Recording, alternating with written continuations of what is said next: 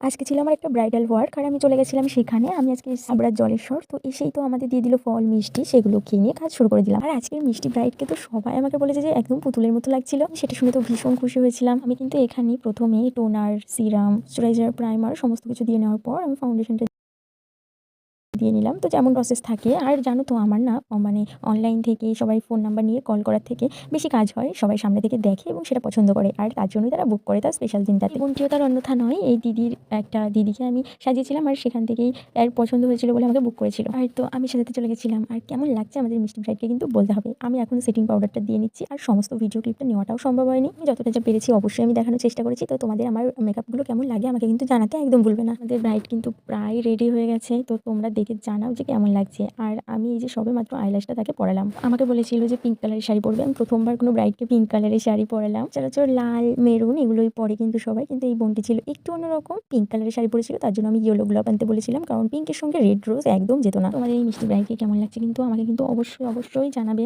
করতে কিন্তু আরো উৎসাহ পাবো। আমি একটু এখানে বলে রাখি, তোমরা যারা তোমাদের স্পেশাল দিনটাতে আমাকে বুক করতে চাইছো তো তোমরা কল করে নিতে পারো 8918715895 এই নম্বরে। আমার কিন্তু সত্যিই অবাক লাগছে যে ইউটিউব থেকে দেখেও আমাকে একজন বুক করেছে এই ফার্স্ট টাইম। এই দুজন তো এক জায়গায় আমি যেতে পারবো না, কারণ ওটা অনেক দূরে।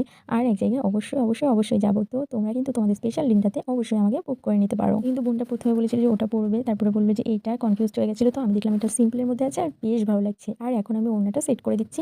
এই ছিল আমার ব্রাইড, আজকের ব্রাইড। তো তোমাদের কেমন লাগলো আমাকে অবশ্যই জানাবে। আর এই যে বোনটা কিন্তু ভীষণ খুশি ছিল। আর আরেকটা কথা বলি, ওর কিন্তু একটা কেকের শপ আছে, সেটা তোমরা অনেকেই দেখে থাকবে রাখি দেবনাথ চ্যানেলে। তো দেখো এই বোনটা কিন্তু এত সুন্দর কেক বানায়। আমার কিন্তু আগে থেকেই চেনা ছিল, কিন্তু বোনটা কিন্তু দিদির মেকআপ দেখে আমাকে বুক করেছে। তো এই ছিল তার ফাইনাল লুক। আর ও তো ভীষণ হ্যাপি ছিল। আর ওদের বাড়ির সবাই ভীষণ হ্যাপি ছিল।